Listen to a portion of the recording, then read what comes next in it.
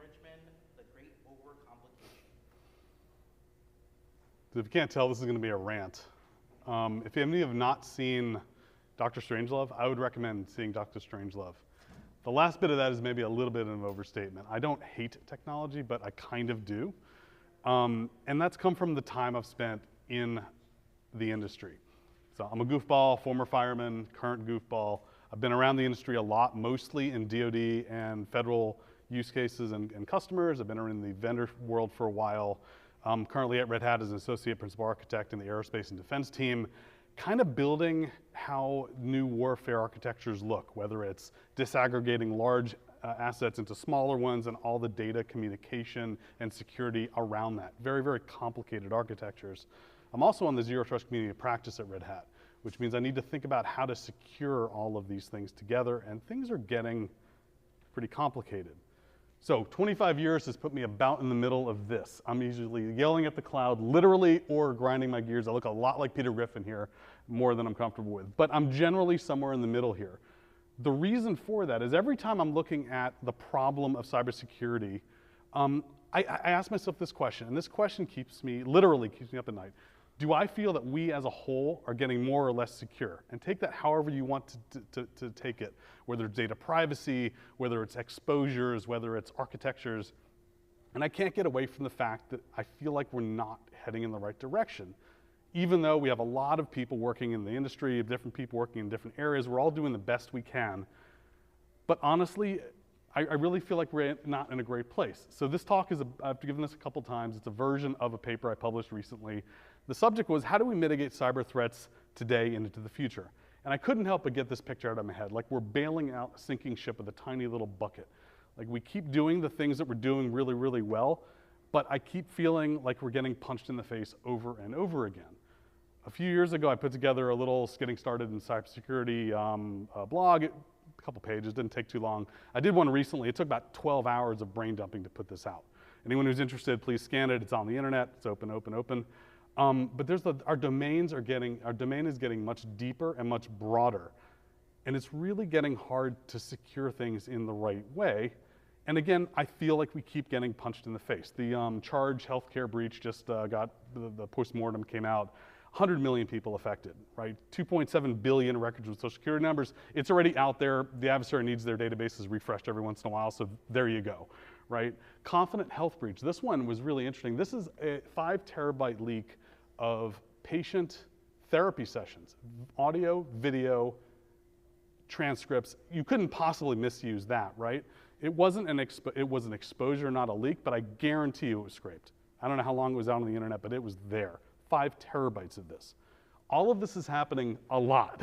That's the inside of my head, you can't see it, but it's kind of a spiral thing here. And so we're not in a great place, and by the way, why don't we just do AI everywhere and make all of this better? I'm an AI skeptic if you can't guess that already. I think there's some great use cases for it, but I really think we're in a really interesting place with this because the democratization of AI is really good, but it's also really, really bad. That one, I used to be an EMT. I don't want patient care records being transcribed in the wrong way for obvious reasons. I don't want laws being, basically, this is a little bit hidden here, but essentially an AI ruling with current law would make whatever rule irreversible by the current law. AI girlfriend site hacked, of course, that was inevitable, couldn't possibly misuse that information. So I just see us kind of layering this new complex technology onto an already complex environment without really thinking about what are we doing and is the complexity worth what we're doing. Now, we're all driven by, if we're in for-profit companies, we're driven by our bottom lines, we're driven by competitiveness. So certainly we're all very motivated to do this from a business perspective. But it's really complicated, and I think the important thing to realize is it's so easy to add complexity now that we should really stop to think, is it worth doing? Is it making a world that we want to live in ourselves and where our data is being protected? Like, the hunger of AI ML for data is so vast that it's almost like forgiveness versus permission now, right? It's buried in the terms of conditions. It's buried somewhere where, oh, of course we can use your data for training because you agreed to it. Well, yeah, and 300 pages down, I agreed to it, right? But I didn't. And so it's really important to think about that as we build new architectures to understand what the complexity really means. Just because you're APIing into OpenAI, sure, you're not responsible for that, but you're inheriting its complexity simply by interacting with it. So it's getting really, really easy to do this. And so I see ourselves kind of doing the same thing over and over again. I feel like we're drowning in complexity, but we keep doing the same thing. Like we didn't learn from Cambridge Analytica and Meta and all that stuff. We're just going to do more data scraping and analytics. We just keep doing the same thing and expecting a different outcome. We keep jumping headfirst into new technology. It's a very human thing to do, and then try to band-aid it later. We always add more. I almost see innovation and solutioning never as a removal of something, but an addition to something. And we constantly add complexity upon complexity upon complexity. And that does not bode well for cybersecurity, right? We're all practitioners, we all suffer from cognitive overload, we have tooling, but ultimately these vulnerabilities get really, really hard to find, and they get very, very subtle the more technology you put on top of each other. And ultimately, I think what it really comes down to is we don't really stop to think, and we being the collective industry and everyone at whole, we don't stop to think whether the existence of a system warrants the level of complexity involved. If I add a feature to a system that increments the user experience by 0.01%, but results in a 20% complexity increase of the system, is it worth it? Is it worth it for the effort to secure it? And that was kind of the problem I was thinking about when I wrote this thing. And I started thinking about unnecessary complexity as actually technical debt. Because if we read the definition from Wikipedia, right, it's the implied cost of reworking something because a solution is expedient over long-term design. And if you go through all the examples of what they do there, it's a little bit covered. There are a lot of reasons for it, right? Business pressures, I mentioned that, documentation and whatever. But the one that stuck out was lack of developer architecture knowledge of elegant design. Elegant design means the system does what it does and it's not terribly kludgy. It does what it does and it's very, very elegant. And it takes time to do that. Right? If you're a coder, coders can spend a whole day on a single line of code to make it beautiful and tight and elegant and secure. But it's really easy to add complexity now, and so we do that, and we end up with a system that has a lot of this technical debt in place. So what do we do about this? I'm a zero trust evangelist. I'm a big proponent of zero trust. Can zero trust help with this? I assume most of you have heard of zero trust, at least to some extent. Okay. Can it help? Sort of, in my opinion. Right? I kind of think zero trust is to security what DevOps is to software development. It's like the best idea we have so far about how to design secure systems. DevOps is the best idea we've had so far about how to build software. But it's a philosophical and architectural approach to designing and implementing systems to eliminate implicit trust in every digital interaction. So it's a people, process, and technology kind of approach to building systems. But if we're trying to define every digital interaction and eliminate implicit trust, and I've used that term twice now, I'm going to define it in excruciating detail in a minute, complexity flies in the face of that. If we have a system that has a lot of sprawl and is not well understood, how do you even find all the digital interactions, let alone secure them, let alone build in controls that let you control it in the way you need to? Implicit trust can go very deep and very broad. And we'll kind of go through that in a minute. So we started out kind of when zero trust, this is not a zero trust talk, but it's important to mention, we started out a little while back with NIST and DoD, and they kind of defined reference architectures and guides, and 41 pages, 25 pages, 83 pages, okay, great, good stuff. When it comes to actually building this, they put out a recent mapping of the NIST 853 controls to zero trust principles. It was 383 pages, right? It makes sense. It's about the same length as 853 because you're taking these controls and mapping what zero trust means. That's a lot to do. In fact, I gave this talk a couple weeks ago. Someone raised their hand, they're like, we're all exhausted. Everyone's throwing zero trust at us. Everyone's throwing these controls. Where do we start? And that's a very good question. And so some of you have thou shalts, right, in the DoD. Thou shalt do this and this and this based on the maturity of where you are. I know that's hard to read, but don't worry about that. But honestly, where you start is figuring out, the protect surfaces that make sense. But the one thing that stuck at me is how do we mitigate cyber threats into the future? And I couldn't help but think the answer is less technology, not more. And I don't mean remove technology, but build tighter systems, smaller systems, more elegant systems, so you don't have to do that to everything. The less you have to work on, the better, and the tighter it is, and the more efficient it is, and the more elegant it is, the easier it is to secure and the easier it is to understand. And again, with how easy it is to build technology into things and build complexity into things, we're really getting far afield with this challenge. So when you do a zero trust assessment, first of all, the thing you've got to do is understand an architecture and understand the digital interactions. And so you deconstruct an environment and deconstruct every interaction that exists. And an interaction is a subject, whether it's a human or non-human. trying to touch some kind of resource. Is it a network service, a piece of data, or whatever? And generally speaking, if you want to build enough context into making a really good decision and a timely decision, you have to have more than one enforcement point and a lot of context around that to make that decision. And when you have a lot of extra complexity, that makes that even harder. Any one vendor is probably not going to be enough to do what you need to do. It's always going to be an ecosystem approach. That's what I do in my work as a Zero Trust SIG, is kind of work through those ecosystem partnerships. But I've used the term implicit trust a few times. So let's just make this really, really, really clear. I like using the airport example. So I arrive at the airport. I've got my boarding pass and my ID. Authorization and authentication. There we go. Identity and authorization. I don't just get on that plane, of course, right? No one gets on the plane with just that. I sure hope not. First of all, if I'm on a no-fly list, I don't even get the boarding pass, obviously. But then I arrive at the gate agent. I have both authentication and authorization. If I've partied too hardy, my journey ends there. I don't get on that plane. If I'm carrying a machete, I don't get on that plane. If I'm carrying a skull and throwing stars, I don't get on that plane. If I pass all of that through and I'm okay, but I start acting weird on the way to the gate, I don't get on that plane. If I go back out and back in, I don't just get, hey, you're good, go ahead. You go through all that again, every single time. And finally, all of that's true. I get to the gate agent, I partied at the Applebee's too much, I don't get on that plane. Even if I'm on that plane and I start acting the fool, I get zip tied and I got taken off that plane and I don't get on other planes again. So implicit trust, note this, very timely, lots of context all the way through from the user, the person, the things that they're carrying, translate that to IT, the user, the device they're using, everything to the moment of access. And even when you're accessing that resource, you're still not trusted. That's what eliminating implicit trust means in Zero Trust. And how do you do that when you have a very, very complicated system that you don't understand or that has too much fluff or too much sprawl? Because you need to deconstruct an environment. You need to understand where your data is, because it's all about data, right? Systems don't matter. Applications don't really matter. What matters is the data and the people who are using it and what that means to the user. Is it their therapy session? Is it their social security number? That's what we're protecting. And so understanding where the data flows, where the pools are, where the lakes are, and then what paths does it take between them, what gaps exist in visibility and enforcement, and why do they exist is incredibly critical to Zero Trust. And how do you do that when the system is more complicated than you think it needs to be, or uses things outside of your control that you can't control? And that's really the problem. So I think any Zero Trust assessment should involve some kind of mandatory technology culling as part of that. Find the things that don't matter, find the things you don't need, remove it. Maybe it's stripping down an operating system. Maybe it's simplifying communication between two entities. Maybe it's removing a whole part of the system that no one uses anymore, but just happens to be there and couldn't possibly be an attack surface, right?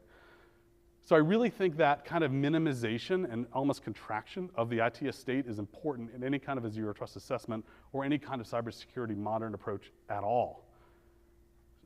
I like metaphors. One metaphor that I can't get out of my head is the concept of a state machine. So a state machine means what does the machine do and what are its states? So think about an old-timey turnstile in a subway. It's locked or it's unlocked. 2 states. It transitions between those states based on a coin and pushing on the turnstile. Simple. What's a state machine for something like this? I say complex application. This is a pretty standard application, DevSecOps pipeline with public cloud and AI in it. This is pretty normal, right? So you have developers building code from their mind, from ChatGPT, from online sources, pushing it through a CI/CD pipeline, building an application, and also building the server component behind it. Let's just say it evolved over time organically. You've got containers, you've got virtual machines, you've got maybe some serverless in there, and you've got all of that abstracted with all the cool things that cloud does, because that's what cloud means. Cloud means abstraction of resources, whether it's storage, networking, data, authentication, all of that. And of course, since we're AI everything now, of course we got to do some AI over here too. So I've got machine model training and model hosting infrastructures too. And I'm using data, maybe data that I control, and maybe some data that I don't control. And maybe I'm using models that I don't build myself. Maybe I just download one from Hugging Face, or I API out to Anthropic or OpenAI, right? That complexity is part of my solution. So you think state machine, what happens if some of the data that I don't control gets into here? How does that propagate through this entire thing, right? I affect the user experience. You can't see that down there anyway. The user experience, the user app is down here. So the user is behaving differently, which influences the way that maybe this gets scaled. Maybe we're looking at the output of that machine model to build scale and again, capable, and then move that potentially all the way through to the developer who now starts writing things differently. I'm amazed things work as well they do. I really, really do. It's a testament to our innovation and our capabilities. But the thing is, things can go really, really wrong, and the less there is to fix and the less there is to pay attention to, the better we're at. Because again, this is almost an infinite state machine in my mind. And things go very wrong sometimes. Here's the kicker. If you create all that manually, or if you click a few times in a cloud console, that complexity is still there. I created a high-performance computing cluster in AWS with like 3 clicks. Easy for me, but it's there. Sure, the shared responsibility model means that it's not my responsibility, but it is my problem if it goes wrong. It sure as hell was their problem when, and I'm not picking on anyone, but when Google deleted a $100 billion company irreversibly. Now, very rare, but it happened. They can't say it didn't happen. Hopefully they fix it, whatever caused it to happen. But the thing is, when you abstract everything, you start to understand how that's possible. Because if I have a data center, I have servers, I have storage, I kind of know where my stuff is. But when cloud is abstracted, these are pointers to everything. Object-defined, like object storage is like a scatter shot of things, and you get your file back, and you got all your networking and storage and compute, and it's all just pointers to things. And when it goes away, it goes away. It is gone. And so, again, it's your problem, even though it's not your responsibility. And it is really easy to add complexity into a system this way. And so it's important before you do that to really think about the implications. And they did. They had third-party backups, and that's how they recovered. If they hadn't had that, I don't know what would have happened. CrowdStrike, very different scenario. But what I noticed, what was funny, is after it happened, I noticed a lot of articles coming out, and even like normal magazines and publications about, hey, this whole IT thing is way more complicated than everyone kind of thinks it is. Right? One vendor, big vendor, but one vendor made one change to one file that touched the Windows kernel wrong, and the world burned. Very, very simple thing, but again, how we architect systems matter, and if we can remove complexity that doesn't make any sense or that isn't adding value, that helps our situation. Let's not forget about hardware in this. We've talked mostly about software. I know that's extremely hard to read, but basically this is from a paper I found recently which maps current DoD weapon systems on the left to Defense Logistic Agency authorized suppliers in the middle to Chinese semiconductor flowdowns on the right. It's only the nuclear triad and the Patriot missile system, so it's not that big a deal, right? But again, hardware matters. These attacks from China are real, and we have to, especially in my domain, we have to fight this on a daily basis. So again, hardware matters from a security perspective too. So if you can simplify your supply chains, that will help you. Read the book Chip Wars if you haven't read it. It really kind of explains the whole global supply chain of hardware and the challenges around that. So that's really, really important. From an AI perspective, I should mention, and I'll slightly censor the title of this, if you want to hear a rant from a person who's grumpy at AI as me, but is also a data scientist, look up a blog called I Will Effing Pile Drive You If You Mention AI Again. I'm not joking, that is the name of the blog. Look it up. It is, I wish I had his knowledge because it's like the perfect rant from a guy who actually knows what he's talking about. And so from all of this, I'm running a little bit quick, so if anybody has questions or wants to tell me I'm wrong, please do. But from a call to action perspective, again, it's hard to generalize this problem because it is so broad and it's more of a philosophical problem in my mind. But if we can all do our part at wherever we operate and adopt a over-complexity is actually technical debt mindset, I think we can help ourselves out, even if it slows things down and even if it limits technological deployment. I know that's really hard in for-profit companies and people who are doing competitive nature, right? It's really hard to do that because we all have to answer to Wall Street and all of that. So it's hard, but if we can play our little bit apart, maybe we can all make things better kind of from a grassroots perspective. So if we consider complexity to be a tangible cybersecurity liability, like something real, like a resource, I think that helps. So I saw the movie Interstellar when they were doing a rescue. They had to calculate fuel, food, water, but they had to calculate time as a tangible resource. And in some ways, that was a total mind change for them because they think, okay, 5 minutes on the planet is 2 years up here. So they had to think about that, and I think complexity, if we think of it as a tangible liability, can maybe help us realize its impact in a negative way. Practice elegant systems design as much as possible to build your reliability and security inherently into the systems. And I kind of thought about this. I'm like, well, this is sort of the Marie Kondo approach to cybersecurity, right? We want to pile everything together, what sparks value, what sparks security, and anything else we kind of just throw away. So as we do these zero trust assessments and as we do these cybersecurity re-architectures, is the system even necessary, first of all? And if it is, what technology can be removed from that system to maintain functionality but make the attack surface, protect surfaces simpler to make our jobs easier and more manageable? Is the system even worth the complexity needed to secure it? What's the most elegant way to provide those capabilities? As I said, are modernizations to a system worth the risks that they introduce? So I work for Red Hat. We sell a lot of Kubernetes. We have a lot of container solutions. It's not the answer for everyone. I see people jumping headfirst into kind of containerization and Kubernetes, but I've seen talks of like, what's the rise of the agile monolith, right? If your solution, it works from a monolithic application built that way, but that you build it in a way that it can be deconstructed later, like define data boundaries in your code and kind of object-oriented programming, which we all kind of should be doing. Now we can build in the capability to disaggregate it if we need to, but do you need to add Kubernetes to it right now or 5 years from now? Maybe not. And that adds an entire new level of complexity, right? So do you actually need it, or is it just the new shiny thing that everyone thinks they ought to do? And again, state machine, I can't get away from that concept. Is it understood well enough to the system's criticality level? Is this a safety critical system? Now there are some standards around that, but is it safety critical? Is it an ICS environment? Is it a manufacturing line? Like, do you understand it well enough that it's not going to kill people? Do you understand the medical transcription system well enough that it's not going to kill people? What is the safety of that system? There's a whole concept of safety around machine learning models. What does safe mean for it? There's a whole discipline forming around that. Safety for that might mean, again, as an EMT, that I have more false positives than false negatives. So at the very least, I'm going to start looking for a problem in a patient that doesn't exist. I'd rather do that than not look for something that does exist. Maybe that's what safety means for that. Other systems, it'll very much vary. But again, another level of complexity on top of complexity on top of complexity. And I just kind of see that piling up. Maybe I'm old and tired, but I just find it exhausting. And I get very discouraged, even though I keep fighting that good fight. So if you agree with me, please find me, tell me I'm right. If you disagree with me, please find me, tell me I'm wrong. But thank you for the time, and please watch Dr. Strangelove if you haven't seen it. So thank you.